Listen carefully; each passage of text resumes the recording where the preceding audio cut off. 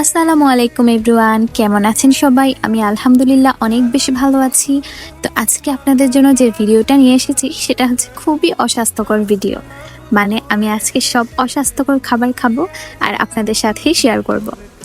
আজকে আমার বাজেট খুবই অল্প, মানে অনেক কিছু খেতে ইচ্ছে করছে কিন্তু বাজেট অল্প। তাই চিন্তা করলাম খুঁজে খুঁজে এমন কিছু খাবার খাবো যেগুলোর দাম অনেক কম আর খেতেও ভালো লাগবে, এরকম কিছু আর কি। এই সন্ধ্যায় ঘরে বসে থাকতে একদমই ভালো লাগছিল না, তাই ননদকে নিয়ে চলে গেলাম পাশেই থাকা একটা মেলার মতো আর কি। এই ছোট ফুচকাগুলোকে যে আমি কত বেশি মিস করেছি সেটা শুধু আমিই জানি।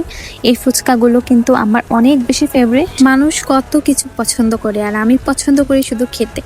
খাবার আমার অনেক বেশি পছন্দ। শপিং করি টুকটাক, যেটা প্রয়োজন সেটাই কেনা হয়। আগে যখন আপনাদের ভাইয়া কাছে ছিল তখন তো রেস্টুরেন্টে যাওয়া হতো বা অনেক জায়গায় যাওয়া হতো তার বাইক দিয়ে। এখন তো আর একা একা কোথাও একটা বের হই না।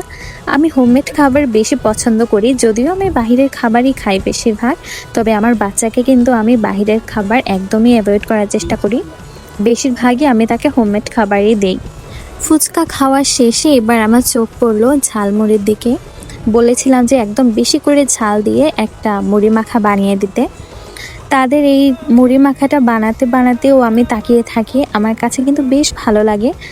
বাসায় তৈরি অনেক খাবারই আমি আপনাদের সাথে শেয়ার করি, তার মধ্যে কিন্তু ঝালমুড়ির মশলাটাও কিন্তু আমি বানিয়েছিলাম একবার।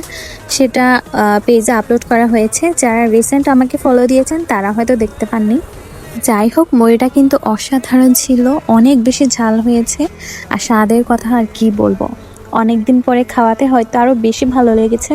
একদম ঝাল ঝাল মুড়ি মাখা খেয়ে মুখের অবস্থাটা একদম 12টা বেজে গেছে। তাই চিন্তা করলাম 10 টাকা দামের এই আইসক্রিমটা খাওয়া যাক। শুরুতেই বলেছিলাম কিন্তু আমার বাজেট অনেক অল্প, তাই বেছে বেছে আমি কম দামে জিনিসটাই খুঁজছি, কিন্তু মজার হতে হবে। আচ্ছা, এরপরে কিন্তু আমি কিছু জিনিস হাতিয়ে দেখছিলাম, যদিও টাকা নাই, তারপরেও একটু দেখতে ভালো লাগছিল আর কি। এগুলো তো মেয়েদের ইমোশন, কিন্তু এর আগে হচ্ছে আমার খাবার। আমি খাবার দেখলে লোভ সামলাতে পারি না। এই যে দেখতেই পাচ্ছেন চিকন চিকন মুচমুচে গরম গরম জিলাপি, এটা দেখে তো মুখে আরও আগে পানি চলে এসেছে। এই চিকন চিকন জিলাপিগুলোও কিন্তু আমার অনেক বেশি ফেভারিট। আমি কিন্তু মুড়ির সাথে জিলাপি মেখে খাওয়ার মতো লোক। হ্যাঁ জানি জানি, অনেকেই এখন আমাকে আনফলো করে দিবেন যারা মুড়ির সাথে জিলাপি মাখা খেতে একদমই অপছন্দ করেন। এতক্ষণ পর্যন্ত তো সবই ঠিক ছিল, কিন্তু এই যে চাউমিনটা নিয়েছিলাম এটা একদমই বাজে ছিল।